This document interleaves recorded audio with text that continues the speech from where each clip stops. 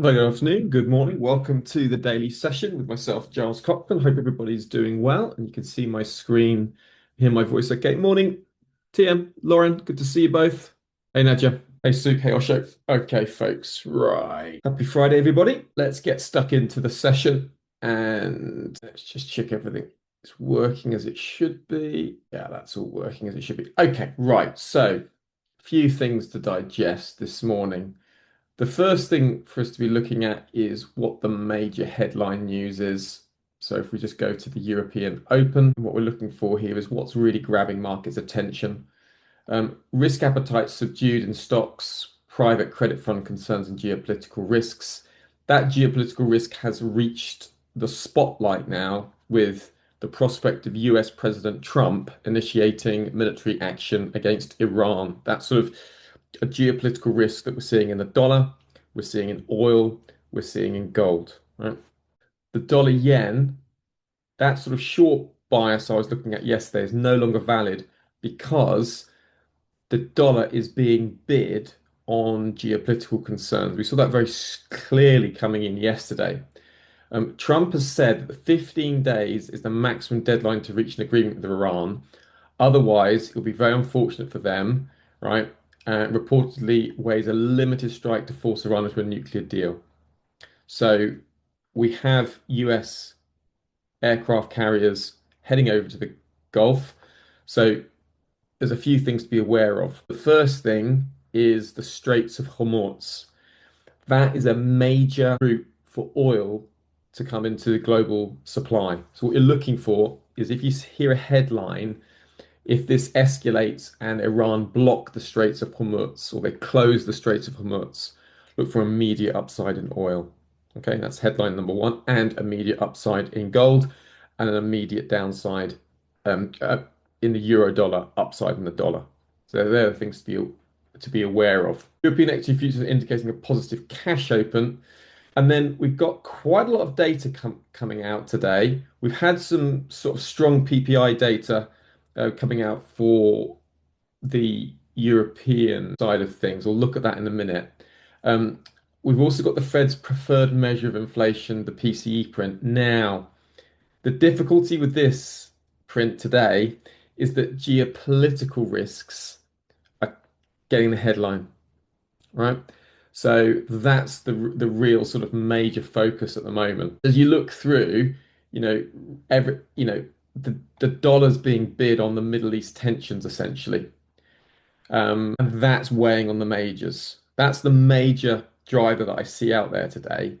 And it's geopolitical risk with the PCE print. So we're going to look at the PCE print, what to look for, but we just got to be in our minds, got to be aware that the geopolitical risk is just constantly under the hood. So without further ado, that's what we're going to look at. So sentiment today, the opportunities I see are in gold, silver, euro dollar, and oil. Right. So first of all, there was a little headline that caught my attention yesterday from the Bank of England with Catherine Mann um, saying hard to tell with a 2% inflation that we're likely to see in the next few is in fact a sustainable 2%. So just the fact that the last kind of inflation print that we've seen out of the UK wasn't potentially as low as markets were as the Bank of England were expecting. With respect to core inflation, not quite as good as we'd hoped to see.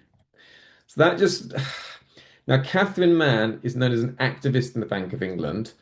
And I like her because she kind of acts when she thinks rates need to be increased, she'll vote to increase them. When she thinks they need to be cut, she'll vote to cut them. So she is seen as someone who could potentially cut at March or April.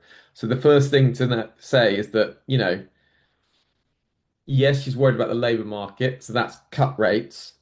January inflation to good numbers from headline from core, right? Yes, that can cut rates, but not quite as good as they'd hoped to see. So that just holds the Bank of England back a little bit. So that means in terms of euro pound upside bias, yes, it's still there, right?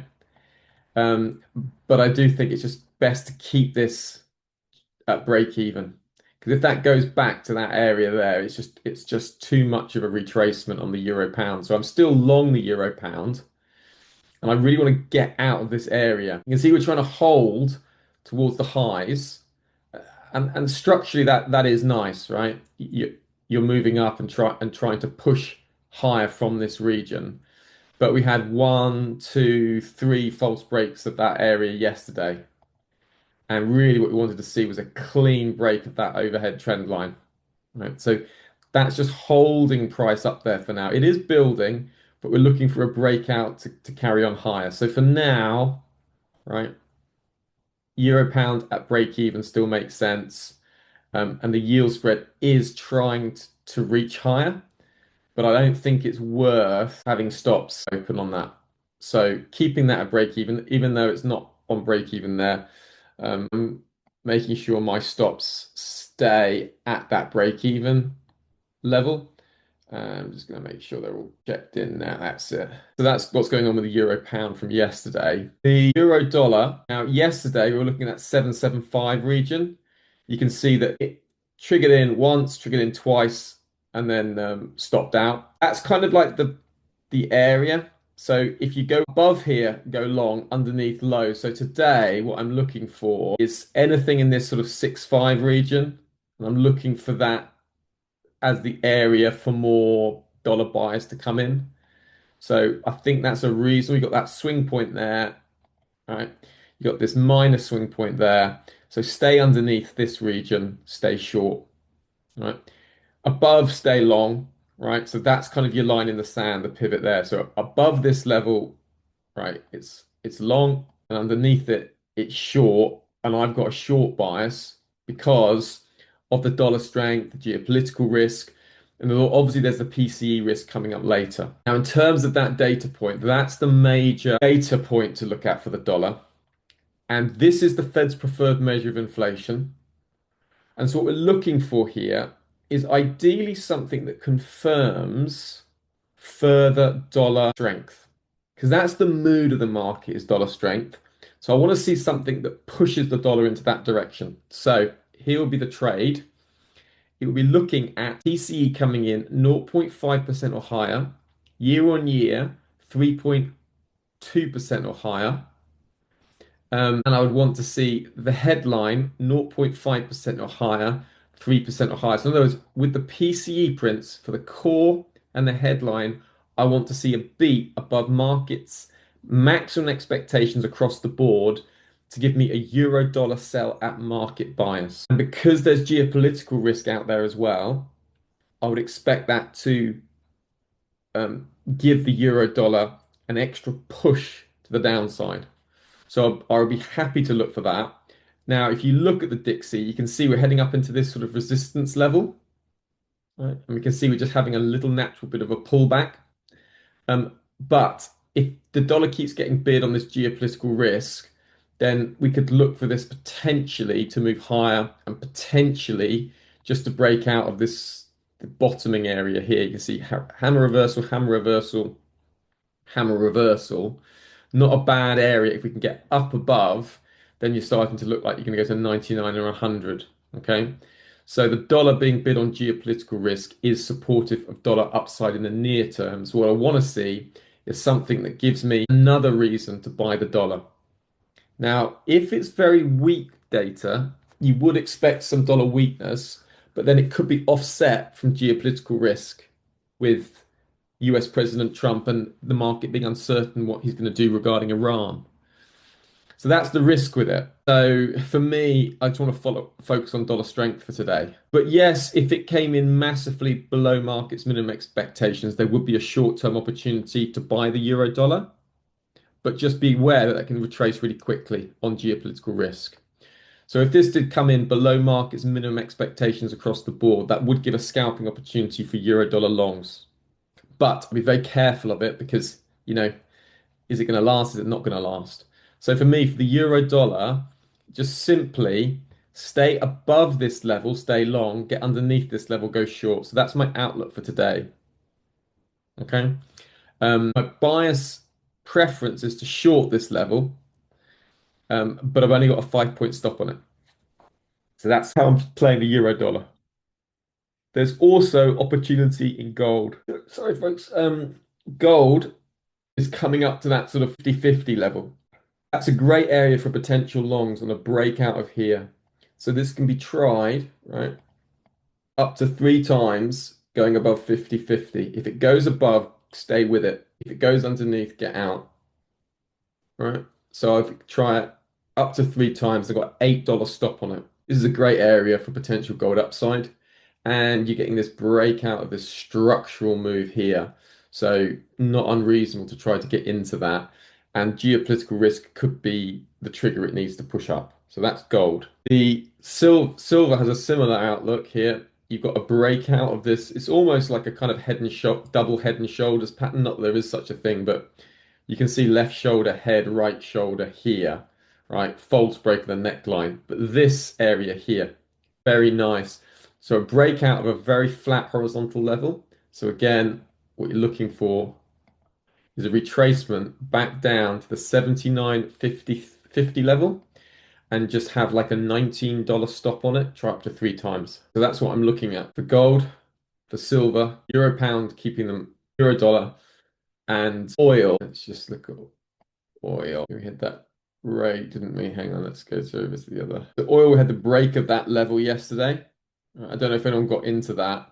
I got a long off of here and took like most of it off up at the high and then leave the rest at break even. But that level remains valid, but probably wouldn't try it again today. What I'd be looking for is just any negative news on Iran closing the Straits of Hormuz, anything like that. And then this is a nice breakout level here. And it would just be like staying long above that level essentially.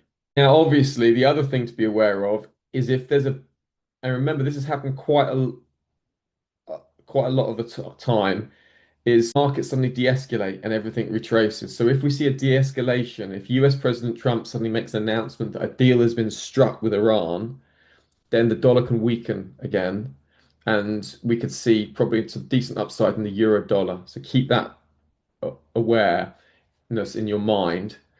The market is very much focused on US Iran. Looking through markets, the equity markets are elevated, risk is elevated, right? Futures markets are positive at the open. Bond markets are very quiet. Commodity markets, copper's still sort of struggling with China away on holiday, but commodities, gold, silver being bid on geopolitical risk and oil. So it's a very risk sensitive market. Dollars up as well on the geopolitical risk. So really that's what's dominating sentiment at the moment, is that geopolitical risk out there. Now, in terms of the economic data we had for the euro and the pound, stronger than expected retail sales, that helps the pound a little bit, but doesn't change the narrative about the potential interest rate cut coming. So, yeah, a little lift in the pound. Does it change anything? No. Then do we see that PMIs are strong for Europe? And that is slightly better news. Germany is the powerhouse for Europe, and you can see that the PMIs have come in above market's maximum expectations across the board. So it shows that sentiment is building and positive in Europe. Right, that is good news for the Eurozone, and that should be supportive of the euro against the dollar if we suddenly have reasons for the dollar to no longer get a geopolitical bid. So if we suddenly see the geopolitical risk fade mid-session, then look for euro dollar upside. Okay. Then we have the PCE print. Remember, we're looking for something to strengthen the dollar as the best opportunity today because the market's already got a bias to buy the dollar. And then you've got the University of Michigan prints, but it's the final print, so less impactful. You've also got S&P PMIs, less impactful. So basically today, geopolitical risk is dominating the landscape as the thing to see. And the opportunities come from the acceleration of that risk in those markets that I've outlined. Silver, gold, upside at the 50-50, euro dollar staying underneath this level here, the 1765. So that's the way I'm playing it today. Hope that helps, guys. I'll see some of you later in the future session. Otherwise, I wish you a very good weekend and I hope you enjoy the rest of the session. Take care, folks, and bye for now. Yeah, you too, TM. Cheers, Nigel. See you soon. See you, bye.